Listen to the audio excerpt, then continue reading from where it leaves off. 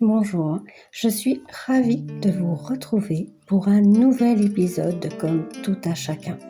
Mon invité aujourd'hui est Woody, une personne que j'admire au sens de Joël Sachs, la philosophe, qui dit « Admirer est un sentiment qui nous fait grandir. C'est un entraînement à la connexion en dehors de soi, de ses idées, ses croyances, de ses préjugés, de la maison et l'entre-soi. » À écouter sur France Culture dans l'émission Être et Savoir. Et à présent, je vous invite à découvrir le monde de Woody, conteur. Du coup, moi c'est Woody, une personne neutre de 33 ans qui est conteur. Donc, moi je raconte des histoires, je fais des spectacles sur la tradition orale. Et comment j'en suis arrivé là un peu par hasard, un peu par rencontre, et puis un peu par, comme beaucoup de gens, la somme du contexte dans lequel on est fait, quoi. Parce qu'au tout début, je n'étais pas du tout parti sur quelque chose de littéraire ou artistique à la base. Mais en fait, moi je suis issu d'une famille prolétaire où c'est uniquement des personnes ouvriers qui bossent à l'usine. Je crois que côté de la famille, quand j'ai eu mon bac, j'étais le premier à avoir le bac de toute la famille avec les oncles et tout. Et moi, oncles et tout. Et toi, moi, j'étais T'étais fils unique ? Ouais, j'étais fils unique, ouais, c'est ça. J'étais le premier à avoir le bac par rapport à mes parents, mes oncles, tantes, etc., qui bossaient à la même usine. Et moi, en fait, j'ai eu le privilège de ne pas suivre ce chemin-là. Parce que mes parents avaient réussi à mettre des sous de côté pour moi, parce qu'il y avait les bourses, parce que l'accessibilité à la scolarité était à mon époque aussi présente, donc j'en ai profité, sans pour autant savoir ce que je voulais faire de ma vie, quoi. C'était dans quelle année alors Alors moi je suis né en 90, du coup ça c'était... j'ai eu mon bac en quoi ? En 2008. Ok. C'est ça. Et je ne savais pas quoi faire pour autant, mais j'étais du genre un peu renfermé, j'aimais bien passer du temps sur ordinateur, du coup j'ai fait des études dans l'informatique. D'accord. Disons que c'est aussi pour moi le confort d'être dans un cadre qui me plaisait, je ne me voyais pas trop être trop manuel ou muser la santé à bosser dehors ou ce genre de choses, du coup je me disais dans un premier temps, au moins c'est pas désagréable à étudier, voyons bien où ça nous mène. Et j'ai quand même fait jusqu'au master, donc 5 ans d'études plus une année de redoublage, donc j'ai fait 6 ans quand même dans l'informatique. D'accord. Sans savoir où ça allait me mener pour autant. C'est un master à l'université ou dans une école ? Université. L'université. Ouais. Je l'ai fait, vu que je ne savais pas où ça m'emmenait et que j'étais tout à fait ok avec ça et que je ne savais pas à quel moment les études allaient me saouler, j'ai fait DUT, puis licence, puis master pour avoir plus de chances de pouvoir arrêter en cours quand je voulais et d'avoir quand même un truc qui était reconnu entre guillemets. Et tu savais vers quel métier à ce moment-là tu pouvais aller, ou quand tu as fait tes études comme ça, de DUT, licence, master, est-ce que tu t'es posé à chaque fois la question, à quoi ça va mener de faire un DUT d'abord, une licence ensuite Je savais à quoi ça menait. Est-ce que pour autant c'est ce qui me motivait le plus ? Je sais pas. Je pense que vraiment c'était le cadre d'études qui me plaisait. J'avais des parents qui m'encourageaient à faire ça dans tous les cas, qui me soutenaient financièrement. Donc j'étais quand même avec pas mal de privilèges qui me permettaient de pouvoir me porter mon attention là-dessus. D'accord. Après, la projection sur le travail qui était après, je savais que les boulots qui étaient intéressants étaient inaccessibles parce que, enfin, qui étaient intéressants pour moi à l'époque, étaient inaccessibles parce que très élitistes, et qu'à l'inverse, c'était un travail lambda, mais qui en même temps aurait pu me convenir. De toute façon, je savais que je n'aimais pas travailler déjà de base. C'était quelque chose qui ne m'intéressait pas. J'ai jamais eu dans mes projections de vie, même tout jeune, une notion de carrière, d'évolution professionnelle. Ça n'a jamais été quelque chose qui des valeurs ou une structure de projection de vie que moi j'ai intégrée. C'est les valeurs plus de tes parents, de ta famille ? Non. Non, bah, mes parents, eux, ont évolué dans la même usine. Donc mon père, il est rentré à 16 ans et il en est sorti à la retraite il y a 1 an. D'accord. Donc eux, ils ont cette stabilité-là, ce cadre-là qui est resté, sans pour autant que ce soit devenu leur valeur. Au contraire, ils étaient aussi engagés, manifestants, grévistes, etc. Et du coup, ils savaient qu'un cadre de travail, c'est pas ça qui apportait pourtant les droits sociaux ou le plaisir de vie. Eux, ils faisaient ça parce qu'ils avaient des besoins d'argent. Oui. Et ça leur apportait comment résoudre leurs besoins financiers, mais c'était pas pour autant leur volonté de vie, quoi. C'est jamais fou du travail. Donc moi, c'est jamais des trucs que j'ai intégrés non plus. D'accord. D'ailleurs, quand j'ai annoncé au début que je faisais des études, ils m'ont soutenu. Mon grand-père, lui, comprenait pas pourquoi je voulais pas rentrer directement à l'usine parce que c'est une sécurité de l'emploi. Et j'ai essayé de lui expliquer que bah, moi, en fait, en soi, la notion de sécurité de l'emploi, je savais même plus, ça existait beaucoup à mon époque, et puis c'était pas forcément quelque chose auquel j'étais attaché, et que avoir peu de revenus, mais un emploi qui me plaisait, ou alors bifurquer entre plusieurs emplois me correspondait bien. D'accord. Donc j'ai continué les études, ça me plaisait, sans jamais trop me projeter. Quand j'ai dû commencer à me projeter, j'ai fait des stages quand même pour me renseigner et tout. J'ai vu que quand même c'était une façon d'avoir une paye plutôt honnête, sans faire grand chose. Enfin, sans en tout cas s'user la santé, etc. Des stages en informatique. D'accord. En informatique pendant mes études. Okay. Donc c'était un compromis qui m'allait bien. Ouais. Et donc après mon Master 5, du coup, j'ai été embauché dans une entreprise. Et avec l'optique de bosser 1 an ou 2, puis d'arrêter. Et moins d'1 an ou 2 pour me mettre des sous de côté, quoi. Voilà. Tu as plutôt grandi... Juste un petit détail, mais on ne va pas rester dessus. Mais tu as plutôt grandi en ville ou en campagne? En ville. En ville, d'accord. Ok. Et donc, tu restais en ville aussi pour tes études. Et tu as trouvé un emploi dans l'informatique. Et là, c'était aussi en ville. C'est ça. D'accord. Tout à fait. Moi, je suis grandi sur Le Mans. J'ai fait toutes mes études sur Le Mans jusqu'au bac. Après, j'ai fait une escale sur Laval. Qui est en ville aussi. Oui. Malgré qu'il y a 3 vaches par habitant en Mayenne, ça reste en ville Laval. Et après, j'ai continué du coup vers l'ouest, et puis je suis arrivé du coup à Rennes. Donc là, j'ai fait mes études supérieures et j'y ai bossé 7 ans quand même, je crois. Donc, mine de rien, je suis resté assez longtemps en fait. Ah oui. Par rapport à ce que je pensais. D'accord. Mais parce que j'ai eu un gros coup de bol aussi, j'ai été recruté au culot et j'ai eu un poste où je faisais pas grand chose et je sabotais un peu mes projets parce que j'étais contre le principe de travailler dans une entreprise.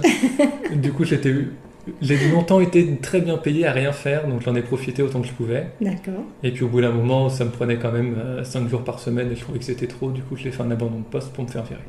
Ok. Voilà. C'est particulier. Mais oui. Ça te convenait, c'était toi en fait. C'est ça, moi ça me convenait très bien, puis c'était... comment dire, toujours été comme ça, c'est-à-dire que je savais que je travaillais parce que j'avais des besoins financiers, et je savais que du coup je travaillais dans une entreprise capitaliste dont je rejetais les valeurs. Du coup je me suis dit, si je peux réduire le capital d'une entreprise et moi avoir des sous, c'est tout bénef. D'accord. Voilà. Donc c'était du sabotage finalement. C'est du sabotage. D'accord. À petite mesure, parce que quand même, vu que je bossais dans la sécurité informatique, ça pouvait être vite dangereux avec des retombées quand même. Donc c'était pas du sabotage de lutte, mais c'était du sabotage à titre personnel. De non-travail. De non-travail, c'est ça, tout simplement. En fait, juste ne pas être productif, tout simplement. Okay. Donc ça m'empêchait pas de bosser aussi quand il fallait pour pas impacter l'équipe et les autres humains avec qui j'étais, etc. Mais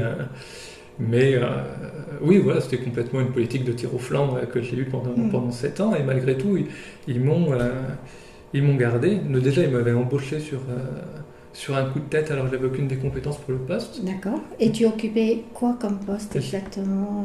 J'étais ingénieur, donc je bossais sur des projets de développement puis de sécurité informatique. De cybersécurité ou de chiffrement en fait, de tout ce qui était chiffrement interne à l'entreprise. D'accord. Ok. Bon, on peut pas dire que ça t'est plu énormément alors. Bon, moi, j'ai bien rigolé en tout cas. Alors, ça t'a plu alors? En fait, j'en ai pas de mauvais souvenirs. Moi, je l'ai très bien vécu. C'est-à-dire que je l'ai bien vécu parce que justement, j'ai joué selon mes règles et je suis resté dans le cadre que moi j'avais décidé. Donc, pour moi, c'était pas désagréable. Je passais des journées à lire des BD au travail. J'étais payé 2000 balles par mois. C'était super confortable en fait même. Oui. Et justement, c'était au bout d'un moment cette peur du confort, de m'enfermer dans un truc que je savais qui ne me convenait pas, que j'avais fait le choix qui serait uniquement passager pour me donner un tremplin vers autre chose, que j'ai quand même dû me mettre un coup de pied aux fesses pour dire bah non, faut s'arrêter. Voilà, faut s'arrêter, faut réduire son niveau de vie, faut réduire ses dépenses, ses rentrées d'argent et essayer de ne pas s'enfermer là-dedans et de retrouver une vie qui correspond à ses valeurs, à sa gestion du temps, parce que voilà, parce que c'est confortable, mais que le confort c'est aussi des œillères et je n'avais pas envie de ça. Parce que c'est des valeurs. C'est des valeurs que tu trouvais pas dans ton travail et que tu as depuis que tu es tout jeune en fait. Ouais. Et tu peux expliquer un peu ces valeurs-là qui t'ont mené en fait à quitter ce poste, à quitter la vie ordinaire d'une personne salariée en fait, qui gagne un salaire, qui dépense son salaire dans plein de choses, sans doute aussi. C'était peut-être ça aussi. Il faut payer le loyer, il faut payer plein de choses. Ça allait avec, j'imagine. Donc, tu as changé aussi de niveau de vie. J'ai changé de niveau de vie, de lieu de vie. Du coup, j'ai quitté la ville. Enfin, j'ai adapté mon niveau de vie à mon changement d'emploi. Et justement, aussi, j'avais besoin d'arrêter cet emploi-là pour pouvoir changer mon cadre de vie, c'est ce que je souhaitais. Oui. Et au niveau de mes valeurs, moi, c'est un truc qui a toujours été important, c'est aussi la notion de choix. Oui. Alors, c'est super facile à dire quand, pour beaucoup de personnes, on est perçu comme un homme blanc. Donc forcément, il y a tous les privilèges du choix qui vont avec. Et j'ai eu la chance d'avoir une famille aimante et aidante qui m'a toujours encouragé. Ils comprenaient ton choix de partir. Ah ouais, ils m'ont toujours soutenu. Non, j'ai eu la chance justement d'avoir une cellule familiale qui était un soutien, un soutien financier quand je ne pouvais pas me le permettre, puis qui était un soutien moral par rapport à mes choix de vie, et qui justement m'ont transmis ces valeurs qui sont importantes, qui est de choisir sa vie autant que faire se peut. Donc ce qui est pas toujours réalisable pour plein de gens, sauf que moi j'ai eu la chance d'avoir une marge de manœuvre assez grande de par mes privilèges. Et moi, un de mes choix qui était important, c'était de justement choisir mon cadre de vie et qui ne soit pas défini par l'argent. Et parce que j'avais très vite conscience que quand on a un prêt, quand on a des enfants, quand on a du coup des charges financières, entre autres, ce qui n'est pas péjoratif pour les enfants ni pour les maisons, mais du coup forcément c'est des charges et que très vite du coup par l'argent on se contraint à... On se construit aussi. Et on se construit. Oui. Ça reste du coup quelque chose qui est nécessaire dans notre société actuelle, mais qui peut nous enlever une notion de choix assez vite. Et moi j'étais dans une situation où je n'avais pas d'enfant, pas de propriété ou quoi que ce soit, et en fait je partais dans ces schémas-là, et dans ce cas-là, j'avais besoin de maintenir mon emploi pour pouvoir alimenter ces choses, ou j'arrêtais tout, et je cherchais une façon de vivre autrement, et que justement, c'est quelque chose pour lequel j'avais l'appétit, j'avais la recherche depuis longtemps, et une fois quelques deniers en poche grâce au travail, du coup, j'ai arrêté ça. T'as arrêté. Et puis, pour moi, c'est aussi important de valoriser l'abandon. Je trouve que c'est quelque chose qui manque un petit peu dans notre culture actuelle, où on est un peu jusqu'au boutiste, que ce soit dans nos relations sociales, de couple ou de travail. Et moi, c'est jamais quelque chose que j'ai développé. Je préfère arrêter quelque chose avant qu'on soit blessé, ou qu'on soit dans quelque chose qui soit plus confortable, ou qu'on érode jusqu'au bout. Et moi, je voyais que le travail, alors même si j'arrivais en retard, je partais en avance, mais ça me prenait quand même 5 jours par semaine, donc je sentais que ça m'amusait, que mon temps, j'avais l'impression qu'il me passait à quelque chose que je n'avais pas choisi de faire, donc voilà. C'est ce qui m'a motivé du coup à passer sur autre chose. Mais quand tu travaillais, Tu avais déjà un nouveau projet ou tu n'étais pas du tout encore dans l'idée de faire autre chose derrière? Alors, au début, j'avais aucun autre projet et j'étais en mode d'arrêter et puis pour voir où la vie mène. Et en fait, vu que c'était quand même très confortable et qu'on me tirait pas trop les oreilles, du coup, je suis quand même resté 7 ans dans ce travail-là. Et en 7 ans, j'ai monté un autre projet qui s'est un peu monté tout seul avant que je l'identifie que ce soit un projet, mais en fait, j'ai redécouvert le monde du spectacle et donc du conte pendant que j'étais encore en emploi salarié. Et pas dans les études, ça c'était après? Non, ça c'était bien après. D'accord. Par pur hasard, j'ai découvert un peu cette voie-là. Le spectacle. Ouais. Et là, il y a quelque chose qui faisait tout de suite sens pour moi. Excuse-moi, est-ce que c'est le hasard des rencontres ou le hasard tout court? Tu te retrouves dans un endroit à un moment donné et tu te poses la question, mais c'est ça que je veux faire?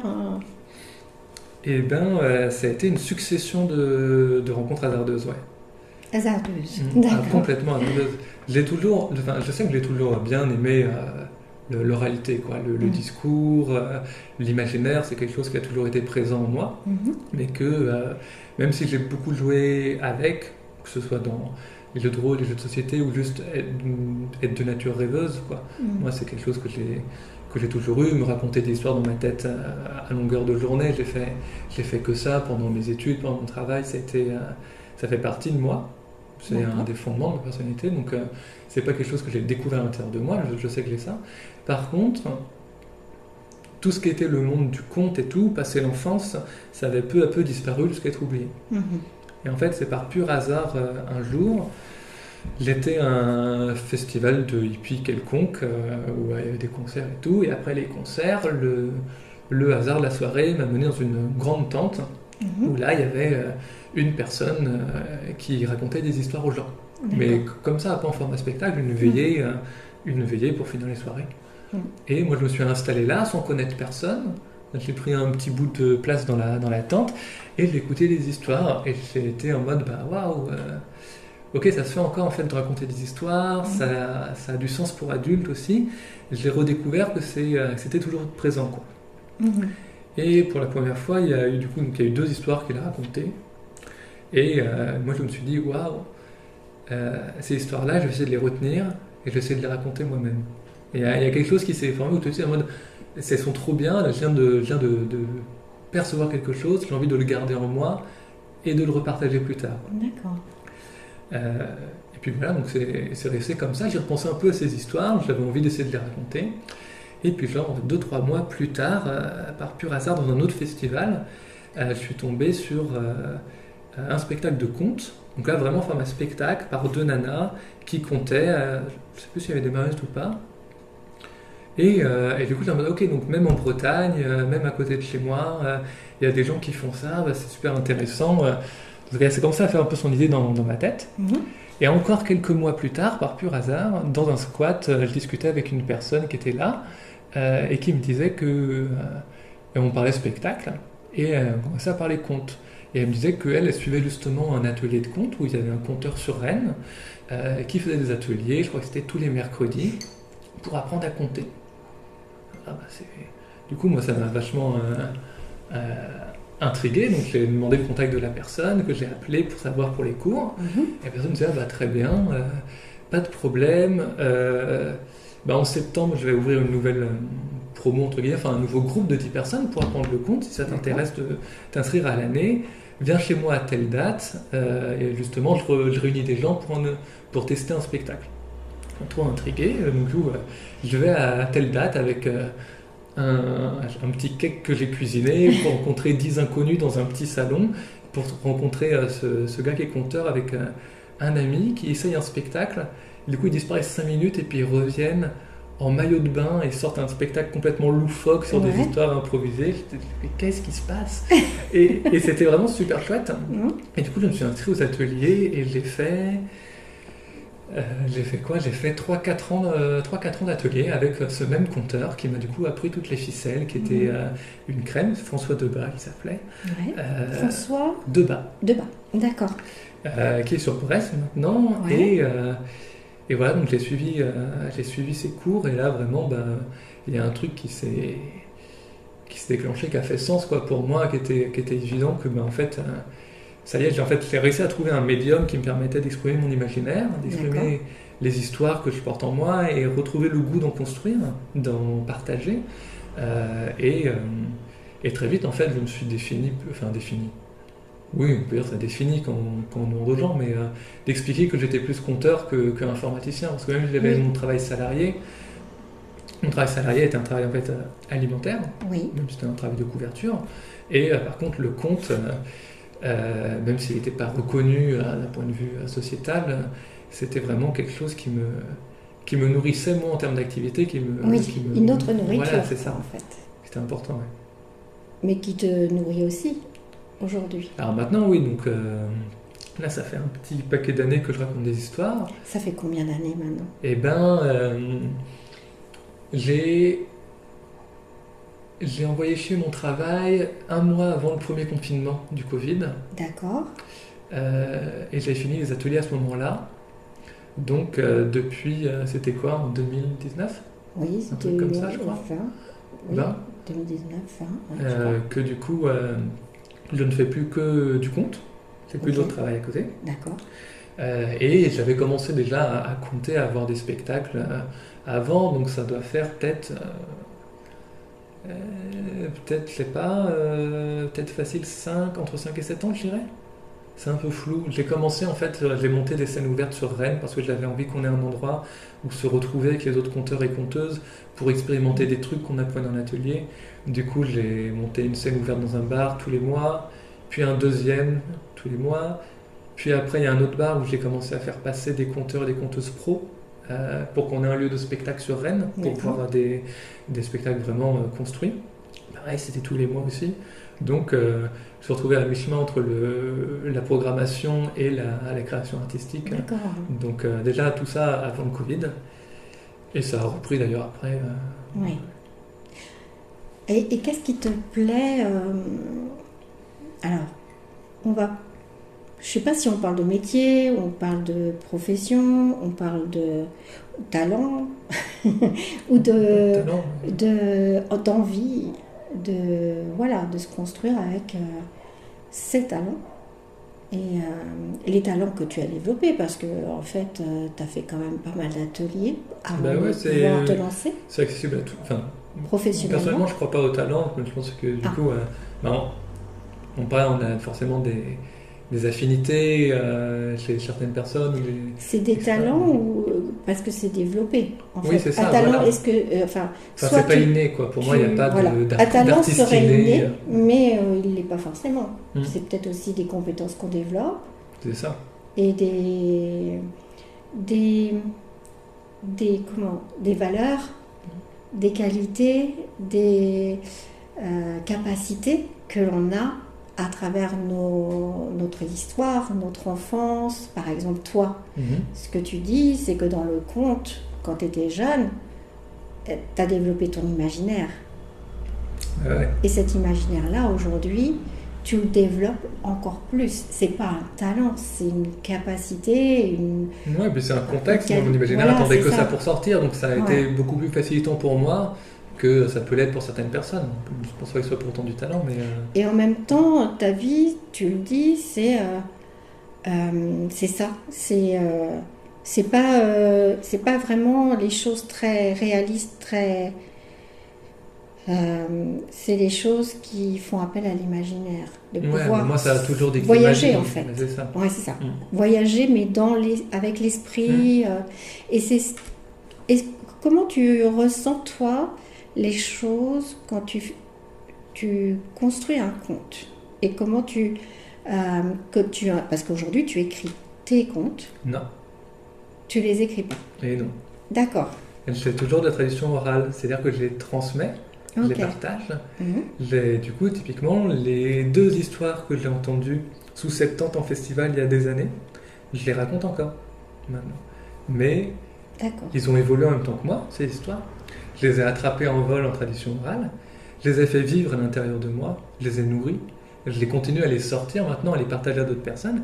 Ils ont changé en même temps que je les changé, mais je les ai pas écrits de moi-même. Je les ai réécrits d'une certaine façon. C'est ça tout l'intérêt du conte, c'est qu'on est, en tant que personne, la matière première qui sert à la création artistique. On utilise nos souvenirs, nos émotions, notre rapport au monde pour reconstruire une histoire et la faire vivre ensuite par soi-même. Donc, c'est de l'adaptation plus que de l'écriture, pour le coup. Pourtant, moi j'ai assisté à un de tes contes et il y avait aussi beaucoup de connaissances. Tu utilises des supports, des cartes du monde, comment dire, on voit bien que derrière il y a beaucoup de connaissances aussi. Et par contre, il y a de la connaissance, il y a beaucoup de travail aussi en amont. Voilà. C'est un gros taf en amont de pouvoir amener une histoire. C'est tout un travail pour pouvoir la développer, l'emmener à maturité. Et puis c'est aussi un travail justement pour ne pas la raconter telle qu'elle, réussir à la décortiquer, n'en garder qu'une moelle épinière, et puis re-remplir tout ça avec sa propre chair, sa propre vision, pour lui redonner une nouvelle forme. Donc c'est tout un travail d'adaptation et d'évolution. Tu inventes beaucoup Ouais. Et tu changes à chaque fois quelque chose Peut-être pas à chaque fois, mais j'essaye. C'est ça aussi qui est chouette, c'est qu'une histoire sort jamais deux fois de la même façon, et puis que vu qu'on n'est pas figé sur du papier comme pour un texte, c'est vivant, ça s'attrape en vol, ça rebondit, ça réagit avec les gens. Enfin, moi c'est une façon de transmettre les histoires qui m'a tout de suite époustouflé. Et puis on est sur un rapport au public qui est très sain, je le trouve, parce que les gens ils viennent pour écouter des histoires et pas pour voir la personne. Donc on n'a pas... il faut forcément un minimum d'ego pour oser parler pendant 1 heure à 50 personnes, mais tu viens pour raconter, pas pour te la raconter toi. Et c'est tout le charme pour moi. C'est du spectacle aussi. C'est du spectacle aussi, ouais. Mais tu te mets en avant. Pour disparaître. Pour disparaître. C'est ça que moi je trouve assez beau. C'est de prendre tout l'espace et puis disparaître pour le remplacer soi-même par une histoire et générer chez les gens un vécu, des émotions, des sensations et que ces images-là passent au-dessus de soi-même. Et ouais, moi c'est toute cette pratique-là artistique qui m'a fait sens, cette sensation un peu comme si j'étais fait d'un certain matériau, d'un certain bois, et que d'un coup ça rentrait en résonance avec une activité. Et qu'il y avait une vibration en moi qui était la même quand je comptais, que je pouvais retrouver. Et je me suis dit, voilà, c'est ça que je veux faire. Moi je sais que quand je fais des spectacles, quand j'en sors, il y a toute l'adrénaline des spectacles et tout, mais en termes d'épanouissement personnel, j'ai l'impression que ma cage thoracique c'est ouverte comme des ailes d'oiseau, quoi. C'est fantastique de savoir que que c'est ça qui me plaît, quoi, de faire, quoi, de réaliser. Et pour autant, j'aime toujours pas travailler. C'est-à-dire que j'adore travailler sur mes histoires. Enfin, ça demande beaucoup de boulot d'amener une histoire à maturité, encore plus de construire tout un spectacle, avec beaucoup de questionnements qu'on a actuellement sur comment raconter une histoire qui n'est pas de sa culture, qui n'est pas de son époque. Donc ça demande de faire des recherches aussi pour adapter une histoire sans la transformer, sans la travestir. Donc ouais, c'est du boulot, et pour autant, je me suis jamais motivé à bosser H24 pour avoir une intermittence et faire 42 cachets l'année et obtenir un statut qui serait reconnu par l'État. Moi, je sais que je suis conteur, c'est maintenant plus qu'une vocation, c'est une définition pour moi de ma personne. Je sais que je suis heureux à compter, et pour autant, je l'aspire à compter qu'à mi-temps. Je n'ai pas envie de passer toutes mes journées à faire ça, parce que je sais que j'ai aussi des loisirs, une vie de famille, des activités, le goût de rien faire, c'est quelque chose de précieux pour moi aussi. C'est une philosophie de vie, en fait. C'est ça. Et du coup, le travail rentre dans cette philosophie-là. Ouais, pour moi, le travail, c'est quand même quelque chose qui est important. Enfin, en tout cas, qui est important, comment dire. pas le travail alimentaire, le travail que je fais en tant que compteur. Voilà, compteur. Voilà. Donc vraiment un travail d'épanouissement. Et je sais que cet épanouissement-là ne s'acquiert que en y mettant du temps et de l'énergie, parce que j'ai envie de faire des choses qui me plaisent, et pour qu'elles me plaisent, c'est du travail. Donc je sais que ce travail-là est nécessaire à mon bonheur, pourtant j'ai pas envie que ce soit le truc qui prenne tout l'espace. D'accord. Parce qu'il y a d'autres choses à faire, comme ne rien faire. Comme ne rien faire.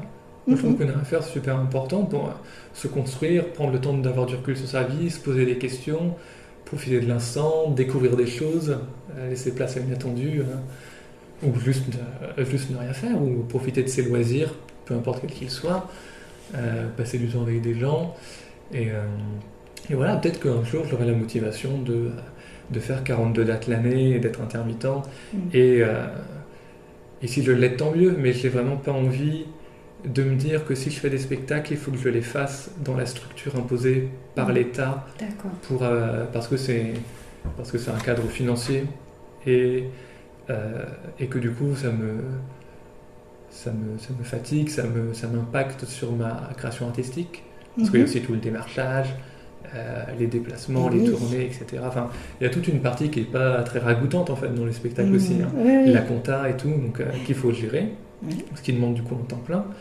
Et puis il y a toute la partie création artistique, et à quel moment, enfin j'ai pas envie du coup quand je fais mes histoires de me poser la question, est-ce que ça va bien se vendre, quel prix je vais le vendre, enfin.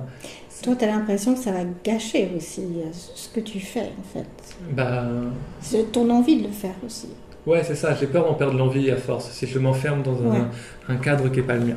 Après, je me permets cette souplesse-là parce que j'ai la chance de quand même avoir les aides du RSA, de savoir correctement lire et écrire, et que je dois être assez bien avec la parole. Du coup, j'arrive à expliquer mon cas à Pôle emploi, et que mon statut de RSI soit conservé et renouvelé, ce qui n'est pas donné à tout le monde.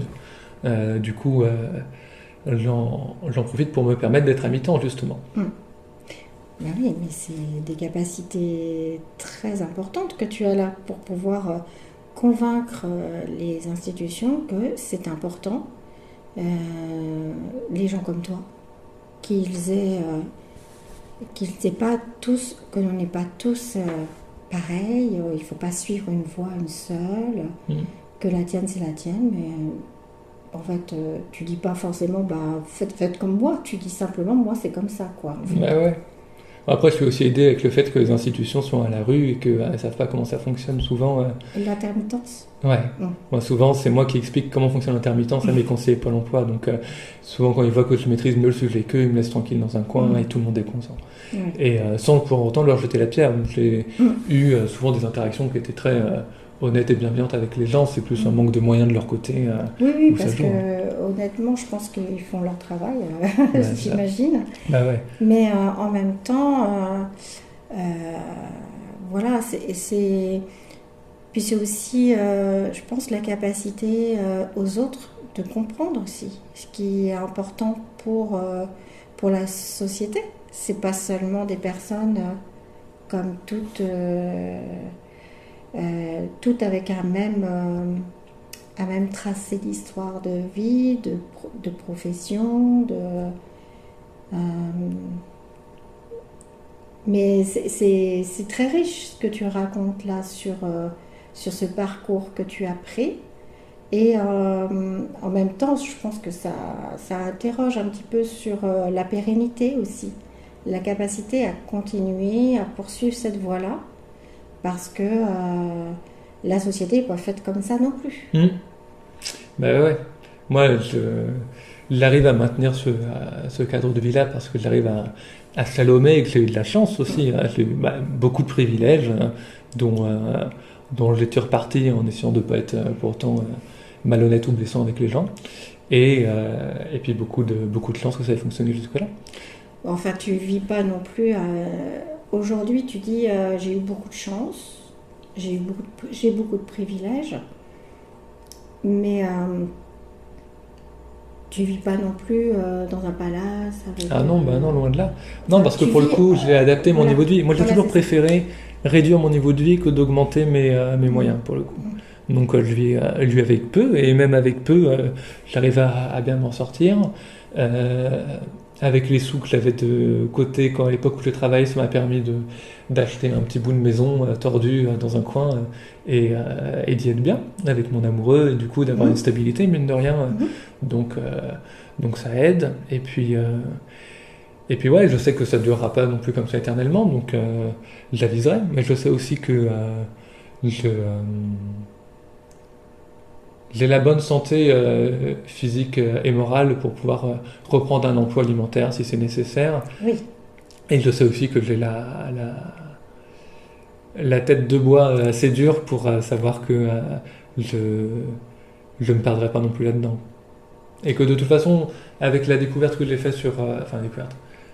avec la découverte que j'ai faite sur le compte et sur ce que ça m'apporte et à quel point c'est une prolongation de ma personne presque. Je sais que c'est quelque chose que je ne peux pas perdre et que je ne peux plus passer à côté comme ça a été le cas pendant des années par ignorance. Et je sais que c'est quelque chose qui me restera toute ma vie. Peu importe en fait les activités que je fais à côté, peu importe à quel point je dois m'adapter ou me renouveler pour réussir à survivre dans une société qui est quand même en évolution et qui risque d'évoluer encore et pas forcément dans mon sens. Justement par rapport à ça, est-ce qu'il y a le passage avec le Covid qui a été compliqué pour tout le monde, on ne se rencontrait plus, donc plus de spectacles, tu commençais le spectacle à ce moment-là, mais c'est vrai qu'en plus tu le commençais, donc... moi ça a été... c'est tombé pile à un moment charnière justement, donc ça a été assez impactant. Donc, mais en même temps... C'était assez impactant et j'en ai pas été les pires victimes pour le coup, vu que pour moi l'intermittence c'était un truc où si je l'avais dans ma façon de pratiquer le conte, c'était tant mieux, j'étais content de décrocher le statut, mais c'était pas pour moi le jalon à obtenir à tout prix. Donc évidemment je l'ai pas eu en période de Covid, c'était évident, et ça n'a pas été pour moi non plus une remise en question de ce que je voulais faire, ni un signe d'échec ou de projet irréalisable, quoi. C'est en mode oui, c'est le Covid forcément, donc j'ai pas d'intermittence forcément. En même temps, là c'est plus le Covid, j'ai pas plus d'intermittence dans tous les cas. Et du coup, qu'est-ce qui, dans les changements qui arrivent depuis des années là, dans le monde, en France, quels sont les changements que toi qui te marquent par rapport à toi et ce qui pourrait entraîner un changement chez toi ou pas? En termes de société? Oui, et qui a un impact sur ta vie, et la façon dont tu t'orientes, tu te construis avec ton métier. Plein de choses, parce que même peu importe l'engagement qu'on a et la critique qu'on a, on est quand même plus ou moins intégré dans cette société. Enfin, moi en tout cas, du coup, c'est le cas, donc l'impact reste quand même présent sur tout. Je sais que les statuts de l'intermittence évoluent, sont de plus en plus durs à avoir et à maintenir, donc ça demande d'autant plus un engagement de temps, d'effort, et aussi de se plier à des structures qui existent pour pouvoir avoir des chances de production, de programmation et tout. Ce qui du coup va à l'inverse de moi de mes valeurs, qui sont de pouvoir proposer des spectacles gratuits ou à prix libre, ou d'aller amener des spectacles dans des lieux qui ne sont pas faits pour pouvoir toucher un certain public. Donc voilà, ça pose ces choix-là, plus les statuts, les aides sociales et les droits sociaux qu'on perd au fur et à mesure, qui reculent, avec cette aberration de devoir travailler pour avoir le RSA, ou la réduction des droits au chômage alors qu'on a cotisé pour ces droits-là. Bref, on perd peu à peu nos droits sociaux aussi, et s'ajoute à ça du coup une évolution de la société qui refuse de s'adapter à une crise écologique, démographique et professionnelle qui arrive et qui s'annonce de plus en plus massive, et pour autant rien n'est fait. Et donc c'est vrai que au fur et à mesure ça continue de se refermer, et de se refermer sur les métiers considérés utiles mais définis par une classe élitiste, sur des aides qui vont être réduites pour réattribuer à autre chose sans nous laisser le choix. Bref, ça annonce pas du bon selon moi. Oui. Et donc c'est vrai que face à ça, moi, je vais aussi devoir m'adapter par rapport à mon rythme de vie, ne serait-ce que l'augmentation du coût de la vie. Oui. Donc toutes ces choses font que je vais avoir besoin de reprendre un travail salarié Mhm. et de continuer le compte à côté, ou alors de me lancer à 100% dans le l'intermittence. compte en espérant d'avoir l'intermittence, qui est un statut qui reste précaire et qui va l'être de plus en plus. Mhm. Donc à voir. Mais dans tous les cas, c'est sûr qu'il faudra s'adapter et que moi après, voilà, je me suis dit aussi à une époque que est-ce que j'aurai une retraite? J'en doute. Mhm. Je préfère en profiter maintenant que je suis en bonne santé que plus tard quand je serai éreinté. Donc je sais que là j'ai eu quelques années de confort dont j'ai bien profité, mais que c'est pas quelque chose dans lequel je me projette sur long terme parce que je sais que c'est irréalisable et que voilà, il va falloir à nouveau se réintégrer dans une culture de l'emploi Oui. par besoin financier. Mhm.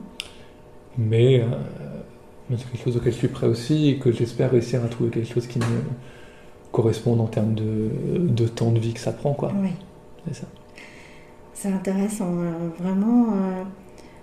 Je pense que ça peut être une vraie conclusion, ce que tu viens de dire, parce que ça a bien nous amener à réfléchir comment on peut évoluer, enfin, et comment on évolue tout le temps, en fait. On s'adapte, c'est ça? C'est ça, ouais, complètement. Et il y a certaines personnes qui s'adaptent uniquement dans leur carrière, qui restent dans le même microcosme professionnel et qui vont s'adapter, évoluer, etc. Et il y en a d'autres qui, au contraire, vont être sur un microcosme qui va être pas que professionnel, mais aussi social ou alternatif, ou alors qui va être fait pour justement changer de direction et du coup adaptable, nomade professionnellement. Oui. Et je pense que c'est important de se rappeler que il y a ces différentes possibilités-là et que c'est alors c'est pas que un choix, mais c'est des possibilités et qu'il faut se battre aussi pour la préserver, quoi. Et souvent se battre contre le confort qui nous est fourni et les niveaux de vie qu'on est prêt à adapter ou pas aussi en conséquence. Oui, tout à fait. Alors pour conclure, j'ai aussi une autre question. S'il y avait quelqu'un que tu aimerais écouter dans le cadre de ce podcast, comme tout à chacun, est-ce que tu penses à quelqu'un ou plusieurs personnes de ton entourage ou pas? Alors, pas de personnes célèbres, hein, je pense. Parce que Barack Obama, je peux pas. Ouais, trop loin. Non, puis je pense pas que. Enfin, je pense que Gandhi, c'est terminé, là, on va pas pouvoir. Donc, peut-être quelqu'un. Peut-être quelqu'un que tu connais pas bien. Ou que tu connais très bien et tu aimerais qu'il se raconte.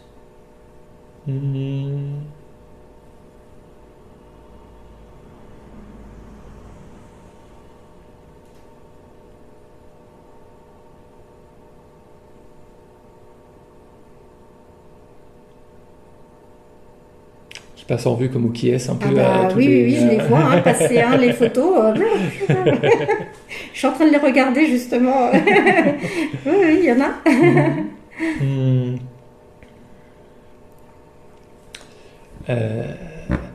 J'ai plusieurs personnes avec qui je serais curieux il y en a que je connais très bien et je pense qu'ils auraient des choses assez intéressantes à apporter sur le sujet. Et d'autres dont je serais plus curieux à titre personnel, j'avoue. Mais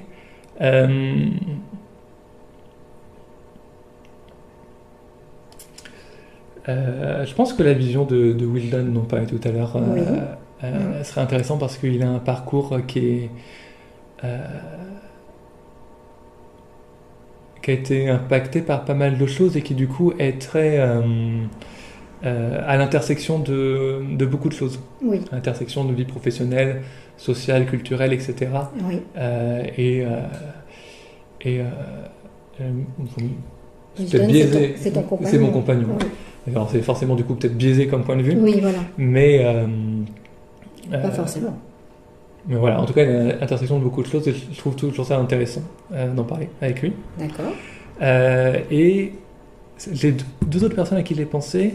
J'ai mon cousin, qui s'appelle Romain, qui lui, du coup, est plus jeune que moi.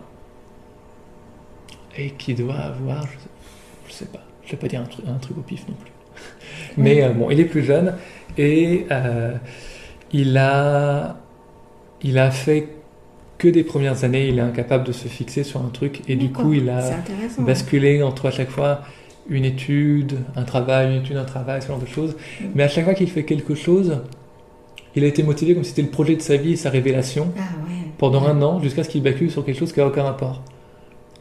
C'est l'autre chose qui fait qu'il bascule. Non, souvent, c'est qu'il y a des choses qui lui conviennent pas au bout d'un moment, je pense. Ou alors, ou c'est souvent parce qu'il y a des rencontres ou parce que des choses de la vie qui font qu'il se remet en question. Et du coup, il a une orientation de girouette, mais il vit très bien avec ça. Parce qu'aussi il est soutenu, parce qu'il n'est pas non plus indépendant financièrement, mais il a une... c'est en termes de chemin de vie, c'est plus sous une forme de tornade et ça lui correspond très bien. Et il a l'air d'être... alors je pense que ça l'impacte quand il fait des virages à 90 degrés, forcément ça l'impacte, mais il est conscient de ça et il le préserve. Et voilà, je pense que c'est pas mal intéressant de discuter de ça avec lui. Et sinon, titre personnel, je serais très curieux avec mon grand-père de savoir son orientation à lui. Parce que c'est quelque chose qui a été très peu choisi. C'est ton grand-père qui t'avait dit viens à l'usine travailler ? Non, c'est pas le même. Non, lui, il est décédé depuis, donc c'est comme Gandhi, ça va être compliqué.